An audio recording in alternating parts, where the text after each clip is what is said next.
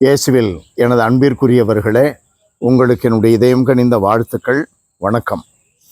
அன்பானவர்களே, இன்றைய சிந்தனைக்கு மத்தேயு நற்செய்தி 8வது அதிகாரம் 23 27 முடிய, காற்றையும் கடலையும் இயேசு அடக்குகிறார். நம்பிக்கை குன்றியவர்களே, ஏன் அஞ்சுகிறீர்கள் என்று சீடரை பார்த்து கேட்கிறார். இவர் யாராக இருக்கலாம்? காற்றும் கடலும் கூட இவருக்கு கீழ்ப்படுகின்றனவே என்று எல்லாரும் வியந்து போனார்கள். இது இன்றைய நற்செய்தி பகுதி.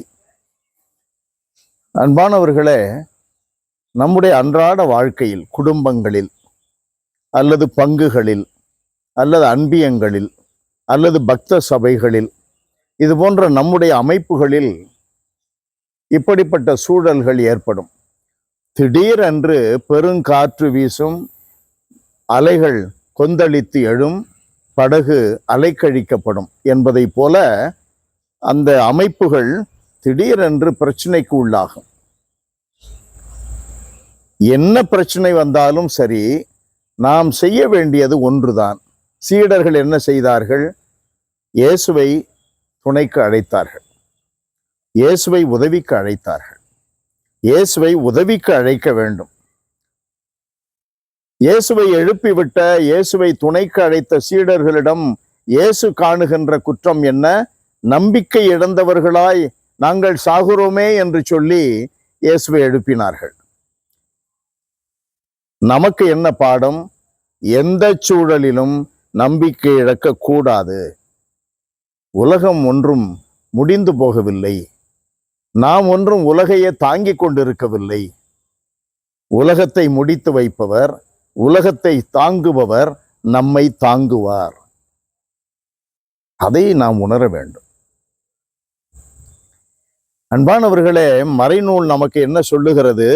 ஆண்டவரே, என்னுடைய நடை தள்ளாடுகிறது என்று சொல்லும் பொழுதே உம்முடைய பேர் அன்பு என்னை தாங்கிற்று. கைவிடவே மாட்டார். இது கடவுள் நமக்கு கொடுத்திருக்கிற வாக்குறுதி. கடவுள் மனிதனா? சொன்ன வாக்குறுதியை கடைபிடிக்காமல் காற்றிலே பறக்க விடுவதற்கு? கடவுள் சொன்னார் என்றால் அதை செய்வார், செய்தே தீருவார். அவர் சொல்லுவதெல்லாம் என்ன? என்னுடைய மகனே, என்னுடைய மகளே, உன்னுடைய வேதனைகளில், நெருக்கடிகளில், பிரச்சனை மத்தியில் நீ அஞ்சாதே. நான் உன்னை நேசிக்கிறேன். நான் உன்னை கைவிட மாட்டேன். நான் உன்னோடு இருக்கிறேன். இவைகளெல்லாம் இயேசுவினுடைய வார்த்தைகள் தானே. அந்த வார்த்தைகள் எப்படி பொய்த்து போகும்? எதுவும் நடக்கட்டும், எதுவும் நடக்கட்டும், இயேசு என்னோடு இருக்கிறார். இயேசு என் குடும்பத்தோடு இருக்கிறார். இயேசு என்னை வழி நடத்துகிறார். ஆகவே எனக்கு கவலை இல்லை, பயம் இல்லை என்ற உணர்வு நம்மில் மேம்பாடு அடைய வேண்டும். எல்லாம் வல்லவரே எங்கள் தகப்பனே, நம்பிக்கையாளர்கள் எங்களுக்கு நீர் கொடுத்திருக்கிற இந்த நம்பிக்கை என்ற கொடை எப்பொழுதும் எங்களை தாங்குகிறது என்பதை நாங்கள் உணர்ந்து கொள்ள அருளை தாரும். எந்த சூழலிலும் நாங்கள் வீழ்ந்து போக மாட்டோம்.